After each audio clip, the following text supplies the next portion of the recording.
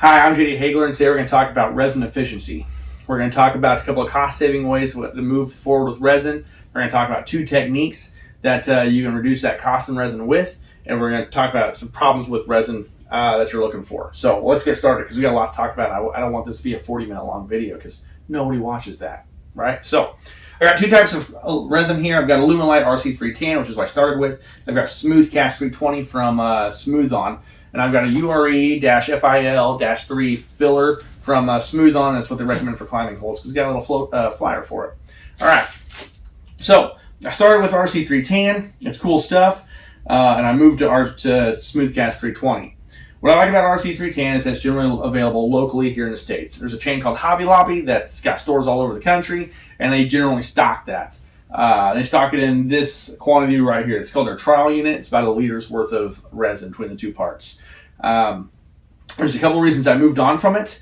Number one is that the local stores couldn't keep up with me. That when originally they just had one box there because no one ever bought it. It's just very rare. I would buy it, and then I'd need to wait another week for the restock to come in. If it happened, one time it went like 3 weeks without a restock, and I said, screw this. I'm going to start ordering things, and that's when I started looking at Smooth Cast 320. Now, because I've gotten 4 other guys in the area to start casting, I've inspired them, I guess. That stuff just shows up all the time. They got 2 or 3 boxes deep at my Hobby Lobby constantly. Some market analyst is sitting at corporate going, man, what's happening in that town, all right? Why are we selling this much? And someone figured out how to make a drug out of that stuff, you know? It does wear slightly faster than the Smooth Cast 320. I've noticed it polishing up kind of quick compared to what my Smooth Cast 320 does. I donated a bunch of granite to a local gym out of the Smooth Cast 320, and that 320 is still kicking, although it's obvious that it's not wearing as well as professional grade polyurethane. The other issue is that it doesn't work super well with the filler, and we're going to talk about that here in a second, how this filler works. But I've noticed that it works with the filler at about 66% of the normal recipe, whereas the Smooth Cast 320 can use it at 100%. So those are the kind of my main issues with the Aluminite RC310. It also cures super quick. You've got like no time to work with it. You mix it together and you start pouring holds. You just don't have a whole lot of time. Whereas with the Smooth Cast 320, you've got like another minute, and when you're pouring holds, another minute's plenty. So Smooth Cast 320 is cool. This is a trial size that it comes in. Aluminite's $30 for a liter. The trial size of Smooth Cast 320 is $27 shipped from Amazon Prime. Obviously, it comes with a Part A in a yellow bottle. It is slightly less quantity than what the Aluminite is, but for $27 compared to $30, it's probably priced almost exactly the same. That's where I would start if you're testing out products. Works just fine, no problems with it. So, Smooth Cast 320. It has more cure time. Not a lot, but it does have enough that you can work with it, all right? It does last a little bit better. Like I said, I've got those holes still kicking at that gym, and they're doing great. And it's not like the local community gym that doesn't see a ton of traffic. It's a large-scale gym across the river that sees traffic every day before the virus, 18 hours a day, right? They see it all the time, and those holds are still kicking. They're setting with those holds, and I'm really happy to see them on the wall. I love going over there and climbing, and here's kilter, Aux'Arc. Oh, I love it. It's such a cool feeling. So I've been happier with this. Like I said, that longer cure time lets it work with the filler. The other reason I went to it is that because Aluminite wasn't keeping up with, it wasn't Aluminite, Hobby Lobby wasn't keeping up with the quantities I was buying, I could order it a gallon at a time. Now, Aluminite trial units are $30. Smooth Cast 320 trial units are $27. A gallon of Smooth Cast 320 is 104, 108 shipped. Right, it starts at $88 and then about $20 for the shipping, and that varies depending on what all you order with it. So $88 for a gallon. It comes out to about $23 a liter compared to that. So if that's a liter for $30, I can get 3.7 liters out of this for $23 a liter. Right, that's pretty decent. Definitely some cost savings there. The only reason Aluminite can be more cost effective is that when you buy from Hobby Lobby, it comes with a 40% coupon that you can use once daily on any one item. So you can go 7 days a week and use that coupon 7 times during that week, just once every day. They have a new code every day, so you don't, just keep track of them. So I don't hardly ever pay $30 for Aluminite RC310 trial units. I pay $18, which helps the cost efficiency quite a bit. So $88 for a gallon. about $27 a liter. And then this gallon's worth of filler is $20. So this is equal to a half gallon of volume, or to a gallon's worth to work with, but it's equal to about half gallon of volume, right? It's made to, by the time you go through a whole thing of these, using this the appropriate amount that's recommended to use, they'll go out at the same time. Does that make sense? So this is equal to about a half gallon of volume for $20 compared to like 44, 88. So 44 for a half gallon of resin versus 20 for a half gallon resin. It's really cool. I've tested this filler with both Alumilite RC310 and Smooth Cast 320. So let's get into that. There's two ways to make resin more efficient. Not just cost efficient, but like using it more efficient, right? One is to put filler in there so you get a lot more bang for your buck. The other one is to hollow back your holes. All right, so instead of casting them solid like this, you can cast them, which these haven't been sanded yet. Don't worry about that. Instead of casting them solid like that, you can hollow back them to get a lot more out of it, right? So instead of casting this, which would take, there's more material missing in the middle than there is in the whole hole. This would be like a full liter and probably another 20% of what's going on there. So the hollow back is a great way to get that your cost savings out. It's just a little more complicated to do. I do have a video about hollow backing. It's actually not as complicated as it looks, but it's complicated enough that I decided not to do it for these. They're just almost big enough to justify it. Most companies probably would go ahead and hollow back them, and I declined to. It may be something I do in the future. I haven't decided yet. But so for right now, I'm not hollow backing. Those are the two ways to increase your resin efficiency: is by using a filler or hollow backing. I'm choosing to use a filler right now. I can use a filler and hollow back this one, and I'm not putting a whole lot of resin in this now. It's awesome.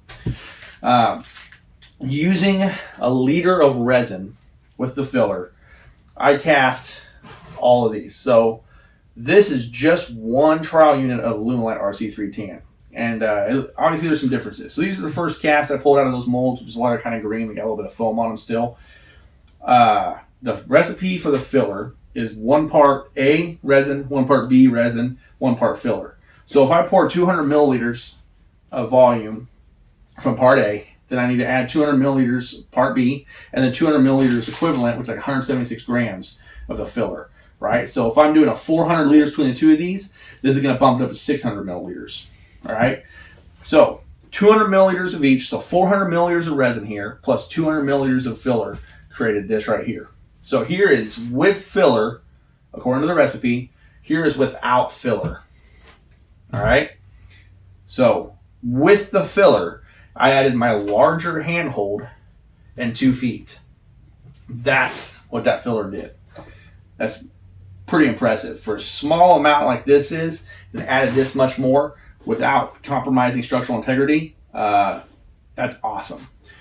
Over here, we'll talk about the other problem I have with Alumilite. So because it cures super fast, it cures faster than what I can get the filler mixed equivalently through the whole process.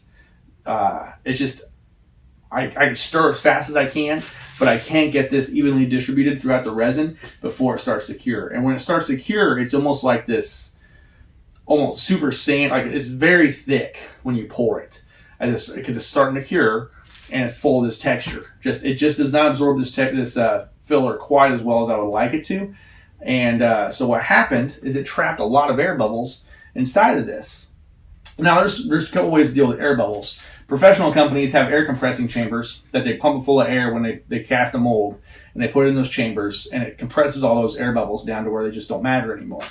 I do not have that option, and these resins are advertised as not needing that option because they're so viscous, they allow the bubbles to come to the surface and supposedly get out of your mold, which is why you have all these bubbles on the backside of your mold. That's what it's supposed to look like. That's what you want. That's all that air bleeding up out of your cast. But when it cures so fast, you can see the problem.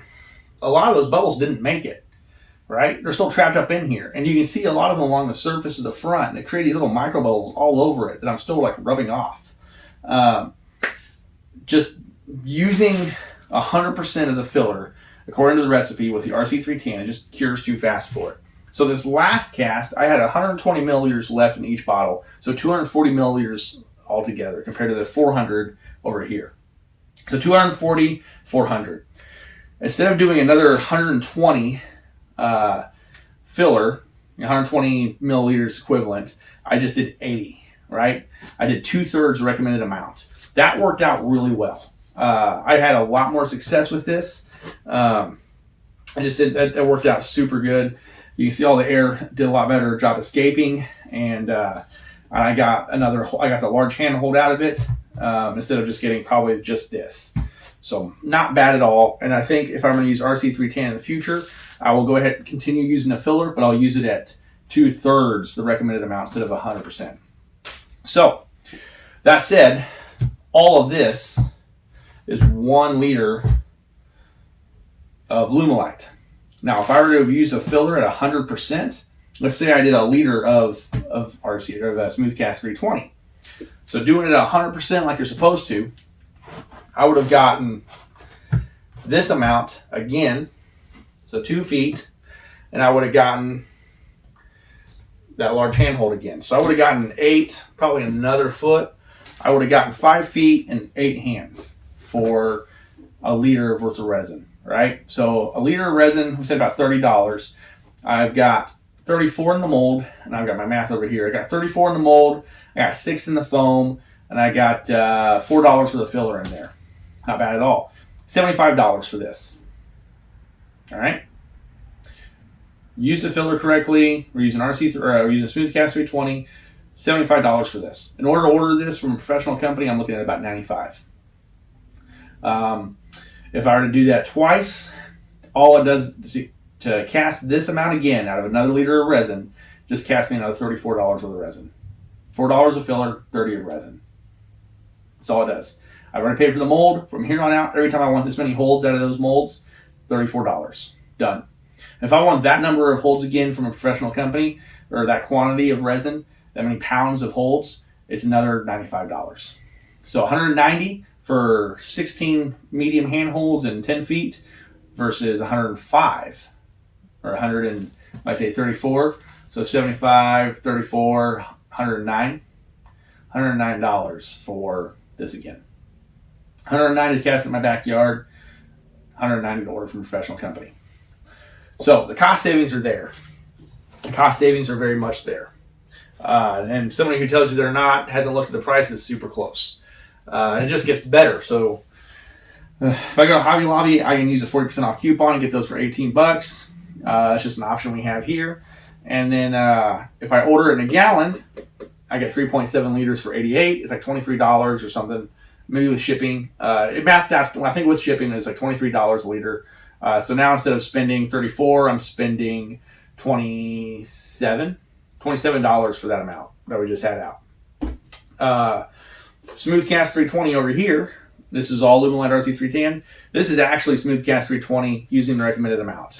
Right? This is 3 different molds. Molds are all paid for. This is just $34. Well, $27 because I'm doing the gallons. $27 of resin plus filler right here. Over and over again. I've cast this a bunch of times out of those same molds. Just $27 to pop it out. Done deal. Right? And we're looking at $95 worth of holds to order from a professional company. Now, the differences are the hold company is going to produce it from a much better resin, right? We talked about air compression chamber a second ago. They use those, and it does great things for them.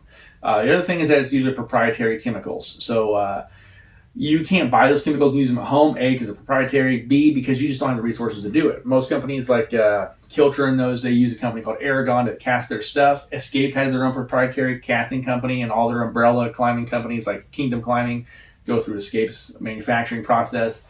I think there's 2 or 3 more out there. They all have an in-house process that bakes and cures, and just it's a lot more complicated process than what we were able to do. And they have a way of dealing with the air bubbles and moisture and etc. They make for much harder holds that last much, much, much longer on gym walls, but your walls aren't seen in traffic. Gym walls do. So there are those pros and cons. There is much better resin that you buy from them than what you can cast at home. There's no doubt about that. The other problem is your shaping capacity. Are you shaping good enough holds that you want that many holds, right? So in order to make my money back on the silicone, I've got to cast these things a bunch of times, right? I got to cast a ton of them. I've made my money back just casting this and this here. I've already made my money back on that hold, but I had to cast these at least 3 times to make that money back. So for these, where I can use them in a bunch of places, that's perfectly okay. For something bigger like this, I have to use them a bunch to justify it. Now, I have a bunch of places I can use these. I use them on hangboards. I use them on my kids' wall. I use them at a local gym here in town that I donate holds to. I made my money back on these. If I were to make something like this out of resin, I would never make my money back. I'd have to start selling them or something. And even then, who's going to buy them? Because for probably the same money, you can buy from professionals and get better quality holds, right? There's a reason they charge what they're charging. You're cutting the labor out of it, and you're cutting the quality of the material. There's a reason they're charging what they're charging. They're not overpriced. It's just the way it is. So for me, if I wanted the holds like this on my wall, I wouldn't cast them. I would order them, and that way I can order different ones. So that's the other thing. If you look at the cost, $109 of resin at a home versus $190, the same amount of resin from a professional company, your holds are all going to be repeats of the same ones, whereas from a hold company, you're going to have a variety. Large hands, small hands, a couple different feet sets, maybe a one cool Waco that you really like, et cetera, et cetera. It's going to be a variety. You're not going to have just copies of those same holds again. So, are you a competent enough shaper to A, create a shape that you actually like climbing on, that looks cool aesthetically to you and is functional, and B, are you a good enough shaper to create that hold that you want that many times? I have made some cool looking holds. I've got a giant chicken head at our local gym. That's a cool hold. I love it. There's no reason to have a bunch of them because there's not a lot of things I can do with it. It's just a big chicken head. Okay, that's all it does. There's nothing cool it does outside of being a chicken head. I can't use it in a bunch of different ways. This sloper, I learned my lesson on. I took those lessons and applied to this. This dish sloper I can use a bunch of ways. I can use it horizontally as a regular sloper. I can have it as a dish sloper. It can be a pinch on different angles. It can be some nice jugs. There's a lot of things I can do with this. I can create a dozen of these and use them in a bunch of different ways, and none of it feels quite exactly the same, right? So when you're casting, are you a good enough shaper to make something that's aesthetically pleasing to you and is functional to you? All right? I can use these all over the place, and I can use them for a bunch of different things. There's a lot of things I can do with this hold. So I feel justified and confident enough to make those things, but do you? Are you going to be able to cast these enough times to make your money back on what you invested in the hold and the resin up front? Those are the issues. The other thing is that you're going to have some problems crop up. So one of the reasons I originally looked to switch from Alumilite to Smooth On is because I had this show up. And at first I thought it was a moisture problem. I thought it was an air bubble problem. And I looked at buying an air compressor or chamber and all that stuff since I already had the compressor, which was super expensive. And the cure time on these isn't enough for you to pour the mold and put it in a compressor chamber and crush those bubbles. Plus, they're advertised as not needing to do that, which is probably one of the reasons their quality is not quite as good. So I looked away from that and found out it's actually moisture. So if you're washing your molds and they trap water or they absorb that water, and you turn around and cast in them, you're going to have this problem crop up. Or it'll look just fine originally. It'll look like a clean finished edge until you start climbing on it. And you get about a month's worth of progress into it, and it just opens up into this little spongy looking porous texture. It's moisture. If it was air, it'd be at the top. But it's moisture because it's down at the bottom. So if you're washing your molds, turn around and casting, you're going to have this problem like this. It's just big, porous, spongy looking texture. You'll even have some like soft spots in your hold, like this one where I can push down and depress it, and I can hold it up to the light and I can just almost see through it. This was actually after I figured out I was washing my molds and not letting them dry long enough. This is just humidity out here in Arkansas. This is just casting outside, and the humidity in the air absorbed it into that silicone and it came out in my mold, and I ruined this hold. I've used it for on my hangboard, but as far as actually climbing hold, that's not useful for that at all because it's got this giant gaping piece in it. And at any point, I might punch through this right here and cut a finger off. So be aware of those. Are you going to be able to cast these enough times that you can eat the cost of when they fail, right? Got to be aware of that too because there's always failures. So resin efficiency, that's the gist of it. We're going to show a video at the end coming up here about how to actually mix this into your product. But the long and short of it, the too long don't read of this thing. $30 per trial unit, $23 a liter for the same amount as your trial unit if you order it in a gallon. Filler is $20 for the same amount of quantity as half your gallon. So start with trial units. Don't jump to the big guys. Make sure you're going to be able to like it. Yeah, those are available locally. Order these, etc., etc. There's a lot going on. We covered a lot in this video. I hope that's good information to you. We're going to show you how to mix that. And man, if you got any questions, hop on. We got a Facebook group that I'm an admin of, DIY climbing holds. You can catch me on Instagram too at JD Hagler. Man, hop on, ask questions, show me some of the stuff you're working on. I love seeing what people are making with my videos. Some cool stuff going on out there, guys. Be safe out there. This thing's starting to wind down in a lot of states. So hang tight, stay safe, and climb on, guys. Thanks.